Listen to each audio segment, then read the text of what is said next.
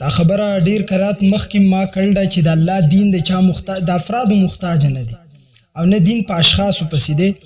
زمونږ د دې میدان کې یو ځای د ازګینو خو زه نه عالم بهرحال دا مسله ډیره مشهوره شوې ده. دلته یو مولانا صاحب دی. مولانا صاحب په جنازه کې یو خبره کړله. په جنازه کې مولوي صاحب ویل دي چې امړې باغ سړی دفن کوي چې کم سړی د شپې کورواله نه کړي. د دې مسلې ز جواب ورکوم. هغه کوم خلکو د طرف نه چې ما تر غله هغه ته زه د دې حدیث عام الفاظ پیش کوم. پورا مسله په دې ځګین باندې پیش کوم. د بخاری شریف روایت د مشکات شریف کې فصل 40 باندې د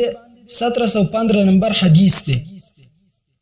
فروایت د انس رضی الله تعالی عنہ دا حدیث را نقل شوی دی. خو د دې مخکې ما خبره کړې و چې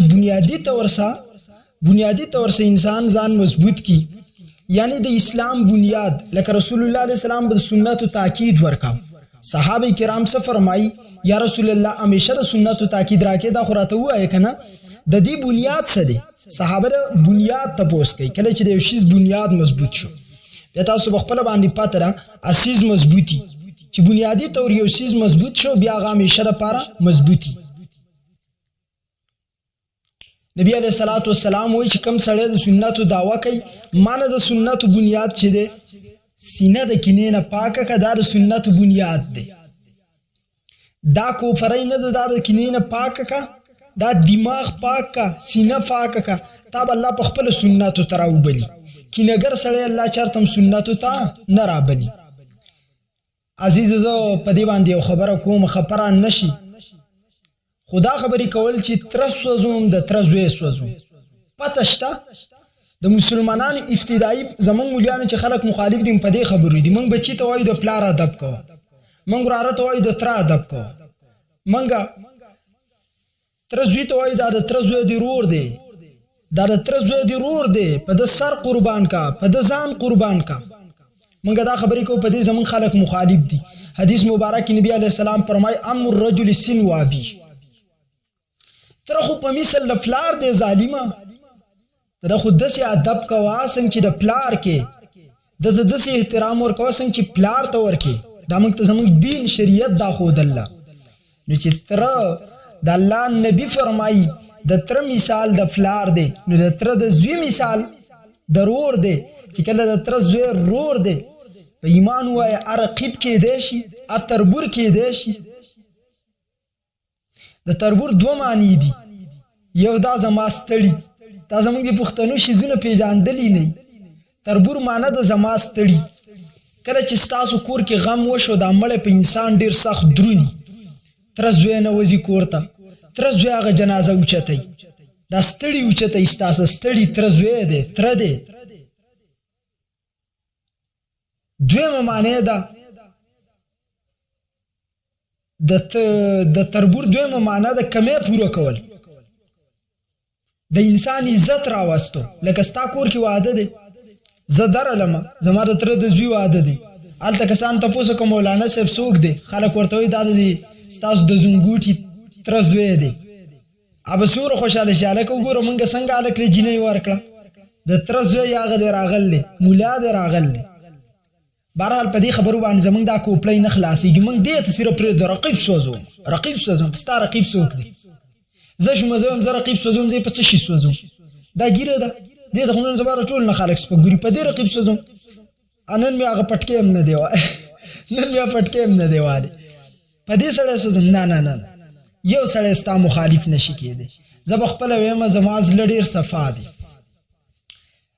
دا په دې حالات وېم چې په معاشرتي تور ما چې الله څومره مقام هم را کړل دا په دی وجه باندې دی ما ته چې څومره منزل مخې ته صفا دي زره چا سبوغه ساست کینه نه ساتم د سړی کم لقب دی هغه ورته ورکو. یو ځګین کې پروګرام الته مولا ما ته دعوت راکاو نو زمانو می لیکلو خطیب السرحد مفتی ابو الزنون عباد الرحمن باچاخیل شهزاده اهل سنت ورسره لیکلو ما ته محتمیم صاحب دسی و خوده امولا چې ما ته دعوت راکاو هغه ما ته دعوت راکې عباد الرحمن ما به د شاه باندې خو وټفاو انا کې پکار ده زمونږ چې کوم ډاکټر یې زه ورته ډاکټر صاحب ویم، انجینیر دی زه ورته انجینیر صاحب ویم، مفتی هم مفتی صاحب وایه، ملا هم ملا صاحب وایه. دې کې څه چل شو؟ زمونږ د عوامو خیال دا دی چې مفتی جوړېده ګران دي، حالانکې مشکل ترین کار چې دی د ټولو نه هغه جوړېدل دي عالم. مفتی خو یو کار دی، نیچوړ لا ټولول دي اسان دی د ټولو نه. اکثریت مفتیان چې دی هغه درس ته نه کیني. موږ صرف افتاء کې کال حاضري کړله، پی ایچ ډي چې موږ کوله ما په رد الحاد کړله. پی ایچ ډي خو زه ځان سره ډاکټر نه لیکم، پی ایچ ډي د ټولو نه بیا آسان کار دا دی. او زموږ د خلکو څه خیال کې تا د خپل نوم سره ډاکټر یا مفتی ولیکه، دی وایي دا یاره دا به سمه بلای. حالانکې مشکل ترین کار د صرف، نحو، منطق، فلسفه، بلاغت، جدید، تجوید، دا علمونه فنون حاصلوله. مفتی څه شی دی؟ بهرحال سینه نه ده د تره زوی ته پاکه ساته. د تره زوی دا ستا رور دی، د تره زوی دا چې د خواله راشي د ده تندی ښکول که زه په دې بنیاد نه یم زما د تره زوی دی، اوس کېدی چې زما را بیان هم ګوري. او دی په پی ټي آی کې بله ورځ زما سره د ارامیانو یو لوبه وکړه. زمونږ آنلاین چې کوم درس ختمېده نو په هغې کې طالبات ناستې وي، صفایان دې نشم کولی ټیم په ټیم، طالبات یې پکې ناستې وي، شاګردان وي. نو ما ته به کې په زوم میټینګ کې لیکل کېدو، نو ما ته به کې لیکل وشو السلام علیکم مفتی صاحب محترم، قید 804 د پاره ورسره دعا وکړئ، ډېر ظلم ورسره شوی دی او په جیل کې دی. ما ته پته نه وه چې قید 804 چاته بیا یا ځای کټ کړلی په ویډیو کې هغه حافظ صاحب، ما ته پته نه وه. زه ډېر سخت خفه شوم، مال که چېرته دا به د دې جینۍ روري یا به د تره زوی ما لاس چت کړه. یا الله قید 804 را آزاد کړي، یا الله ته د خپلو خپلوانو سره میلاو کړي، او یا الله د کومې طالبي چې د قید 804 دپاره درخواست وکړو الله د دې سره میلاو کړي، د دې به ډېر خپلي. دننه په میټینګ کې چې ما وکاته موږ ته خو میټینګ کې لګېدلی نو استاذ ته تصویران ښکاري، ټول له خندا نشنه. لاندې به کې یو طالب بیا راولېږه مفتی صاحب قید 804 عمران خان دی. نو ما ورته ویل د الله بندګانو عمران خان دی، کافر خو نه دی. دا یهودي ایجنټ چې ورته وایي د دې مطلب دا نه دی چې کافر دی، ته وایې دا د دیوبندیانو ایجنټ دی. اوکې ټیک دی. ما ورته بیا ویل مال شکر وباسئ چې پی ټي آی والا زموږ په دعا دومره یقین کوي. دا خو زموږ دپاره د فخر خبره ده، هغه د زموږ نه درخواست کوي چې د قید 804 دپاره دوا وکړي. نو بهرحال پی ټي آی کې دی څومره خیال زما ساتي، چېرته ما ته ګوره دا سیاسي خبرې نه کوي. ما ورته ویلي دي چې د چا کومه پارټي ده پکې اوسېږه، جماعت اسلامي والا یې اوسېږه، نیشنل والا یې اوسېږه، پیپل والا یې اوسېږه، جمعیت علما اسلام والا یې اوسېږه. دې مطلب دا خو نه دی چې موږ یو بل ته سینې د کینې نه ډاکې کړو. که زه ملا یم او زه سینه د کینې نه ډاکه ساتم بیا به ته لارې ته نه راځې. اول به زه ځان سم کم، او که ته زما مقتدي د ابوبکر په مصلی ودرېږي، ته چې په کومه پالټۍ کې مې ستا خپله خوښه ده، زما او ستا د پالټۍ مسله نه ده، زما او ستا مسله ده د لا اله الا الله محمد رسول الله. باقي پاکستان اچار دی، او په اچار کې ام، کیلا، سخا، کجوره، هر شیز پکې لویږي چلیږي. نو دې بسې مې کوله چې د تره زوی دی رور د ده سره ډېره زیاته مینه کوئ. تاسو چې کله د تره زامن په خپل مابین کې مینه شروع کوئ که نه، ستاسو د زړه نه به الله د دنیا محبت لرې کړي. د تره زوی ته چې انسان قاري په مال یې ورته، او چې د تره زوی هغه کله په خپل مال غرور نه کوي او د دې بل تره زوی د ده سره مینه محبت کوي، د ده خیر لټوي، الله به موږ اوچت کړي. د تره زامن د یو بل سره مینه محبت کوئ، د تره زامن رشته دارۍ مه توړ کوئ، خپل مابین کې اختلاف یې دی بار ته مه ظاهروئ. تاسو به الله جل جلاله مضبوط د خلکو په نظر کې راولي. او که نه ته د تره زوی ته رقیب وې، رقیب سوځوم دی، ته کلیوال ته رقیب وې، کلیوال سوځوم، او پیسې راسه وشوې دا بعضې سوځوم. بعضې به کې وایي که پیسې راسه وشوې که نو اوس غریب یم، که پیسې راسه وشوې بیا د پکې دننه نه وځم. دا اوس خبرې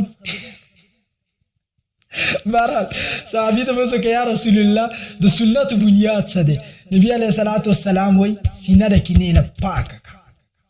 مشر رور د پلار په شان دی، سینه ورته د کینې نه پاکه که، قار دې کوي، غصه دې کوي، ما دې وخي مولا صاحب د دې بنیاد تپوس یې ولې وکړو پیغمبر ذکر کو د دې وجې نه چې ستاسو سینه د کینې نه پاک او سنتو ته بنیاد مضبوط دی لکه زه اکثر یو لطیفه کوم خبرې شروع کوم بیا اوږدېږي لطیفه داسې ده چې زما ډېره مشهوره ده نو حالانکې زه د دې شیز نه ډېر ځان ساتم د دې لطیفو نه خو بس دا معاشره داسې شی ده چې موږ دې لطیفو ته محتاج یې په دې بنیاد پسې درته دوه ورونو واده کړی و یو مشر و یو کشر نو دې کشر چې و دا لږ هوښیار و د خور ته ویلي زه چې کله د شپې کمرې ته نه وځم په ما پسې یو چرګ راوله خور ورته ویل څه پې کې وی ته تپوس مه کوه خو چرګ راوله ټیک ده بس چې کشر څنګه کمرې ته ننوتی دی نو خور پسې چرګ وروشتې ده دا راپاڅېدل دی چې ورته که ستا دا جرات ته زما کمرې ته رانوځې بغیر اجازه ته او ورغل چرګې نه ټس سر اچېل هغه زګین ته ښځه یې رېدله چې ظالمه دا د زناور باندې رحم نه کوي چې وران کار کوي کمرې ته رانوځي بیټې ما نو که زه بیټې ما تنګومه چې جوړه راوړه دا راوړه دلته مې بوځه کېدای شي د دې نه سر کټ کوم ما نه پوزې طرفه مې حلاله کړي ښځه یې رېده مشر چې نه ووت نو هغه زموږ د دې هلکانو په شانتې و راشي مولوي صاحب د واده د شپې آداب وایي قسم په الله چې 20 نوجوانان راغلي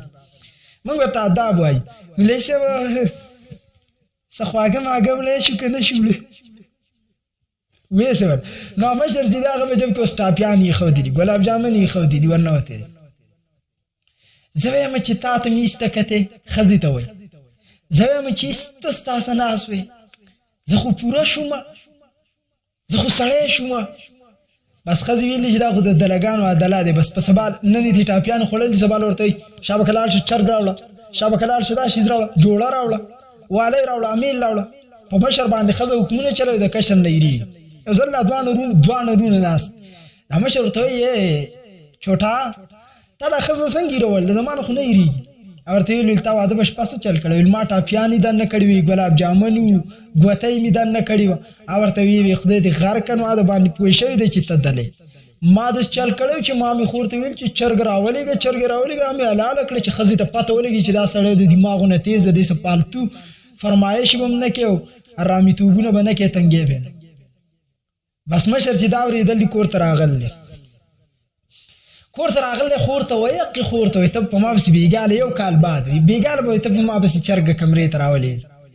هغې چې بس څنګه چرګه ورلېږل د چاکو راغسې ټخ سر یې ته کتل ته څنګه زما کمرې ته بغیر اجازت رانوځې ښځه ناسته وه صوفه کې هغې پې اواز کړی ویلې دله دا کشر هوښیار و چې د واده په اوله شپې ښځه ویروله که اوس راته میخ حلاله کې خدای راستي که نه ویرېږي بنیاد مضبوط کا بنیاد دا اول نشیز مضبوط کا لہذا زمان نبی فرمائی دا سنت بنیاد چی دے اغد کی سینہ رکنی نا پاک دا نو دا بنیادی طور سا وابیانو حضرات تاسو شیوران کرده واسا اگر روایت چی دیوی پا دیرو زگینو کی دیو مولیانو شروع کرده زور تیم چی دا مولیانو لگ پوئے کئی حدیث یو سنت دے دفن کول سنت دے دا دفن نغاٹا مسئلہ چی دا اغد جنازے دا بیا خو پاغه مولام جنازه مکو چې د شپې د ښځې څه کوروالی کړی غټه مسله خو دا ده هغه مړی چې لمبی هغه ښځو یا هغه سړو چې د شپې کوروالی کړی غټه مسله خو دا د دفن څه مسله ده چې ته په هغې کې دا لازم په خلکو راولي انس وایي شهیدنا بنت رسول الله صلی الله علیه وسلم تدفن و رسول الله جالس علی القبر موږ حاضرو د نبي علیه السلام د لور دفن کولو او نبي علیه السلام د قبر په غاړه باندې ناست دی فرعیت عینیه تدمعان منګې د سترګې ویلې د نبی علیه السلام د سترګو مبارکو نه اوښکې روانې وي او د قبر په غاړه باندې ناستو نمبر 1 مسله د حدیث کې دا ده چې د قبر په غاړه باندې به کښېنئ دا زموږ په دې علاقو کې داسې مولوي صاحب لګیای دا دین هم سپک شو خپله خورلان خواس هم قړمیزه نه چې د خپل مسجد امام لګیای نو خلک ورته غوږ نږدي او د قبر په غاړه باندې به داسې ورښکاره شوي ته به وایې دا داسې نوی ځای دی چې داسې دې خوښ ده نو تیاري وله وکړه په قبر د پاسه مور دیګه یو زګین کې مونږ یاره ما خو بیان نه کاوه خو بل مولا بیان کاوه د خلکو د صادر داسې ټینګې تاو کړي وي هغه ورته 1500 ځل ویل 1500 ځل د خلکو د دین بیا خوان هم نه کوي ورته وي خانو پیغمبر علیه السلام په خپله د قبر په غاړه ناست دی فقال ویل هل فیکم من احد لم یقار فی اللیل په تاسو کې داسې څوک شته چې هغه د شپې د خپلې بیبي څه جما نه یې کړي لم یقار فی اللیل د شپې د خپلې بیبي څه جما نه کړي آیا داسې کس په تاسو کې شته دا نبی علیہ الصلوۃ والسلام وی قاموس کې دې اقترف الذم اتاه به وفعل واقترف المرأة جام فقد جاء بالعينين فقيل المراد هنا المراد الاول لم يذنب ذنبا اول د دین مراد دا دی چې لم يذنب ذنبا ګناه نه کړي وقيل الثاني لم يجامع امرأة والارجح هو المعنى الثاني دویم دار چې شپې د خپل بیبي سره جما نه کړي دا معنی راځي د ځکه ګناه خور انسان نه کیږي سوا د نبی نه إن عثمان كان جامع بعض جواريه الليلة فعرض به رسول الله في منعه من الترول في القبر حيث لم يعجب والعذر لعثمان أنه طال مرضه ولم يكن يظن أنها تموت عثمان خډيري وینځ هغه د شپې د وینځ سا یا د بل بیبي سره جما کړي وځکه د حضرت ام کلثوم رضی الله تعالی عنها چې وا دا غوا نو د دې بیماری ډېر وګدا و نو عثمان ته صفات وشي دا به وفات کیږي